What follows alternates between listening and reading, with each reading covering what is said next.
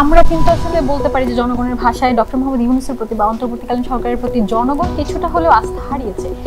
এখন যদি আমরা তাকেই আবার রূপান্তর করতে চাই তত্ত্বাবধায়ক সরকার হিসেবে, এটা কতটা যৌক্তিক হবে? বিএনপি চাচ্ছে কেয়ারটেকার গভর্নমেন্ট হয়ে যদি এই গভর্নমেন্টকে কেয়ারটেকার করা যায়, তাহলে দুইটা জিনিস আর হবে না।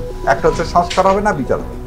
কারণ কেয়ারটেকারের মধ্যে বলাই আছে সে দৈনন্দিন কাজ করবে এবং ইলেকশন ছাড়া আর কোনো কাজ করতে পারবে না। এবং এই জিনিসটাই বিএনপি চায় যে এই সনদের জায়গা থেকে যাক, এই সরকারকে ট্রান্সফর্ম করা হোক কিসের তত্ত্বাবধায়ক সরকারে।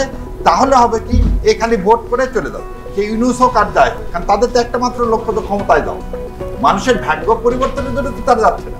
এবং এই জন্য রিপন ভাই যেটা বললো, আমি সত্যি তাকে ধন্যবাদ যে তারা যে তাদের এই যে প্ল্যান, এই প্ল্যান অলরেডি উন্মোচিত আছে।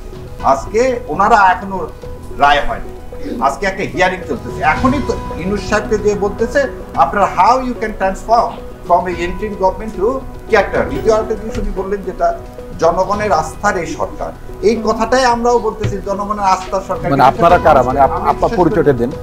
আমি শেষ করি। মানে আমরা বলছেন তো আপনারা কার, সেই পরিচয়টা দিয়ে। আমরা এদেশের সাধারণ মানুষ, বাংলাদেশি জাতীয়তাবাদী বিশ্বাসী যারা, তাহলে আজকে যদি রায় হয়ে যায় হ্যাঁ তত্ত্বাবধায়ক ব্যবস্থায় ফিরে দাও, তাহলে কোন তত্ত্বাবধায়ক ব্যবস্থায় ফিরে যাবো?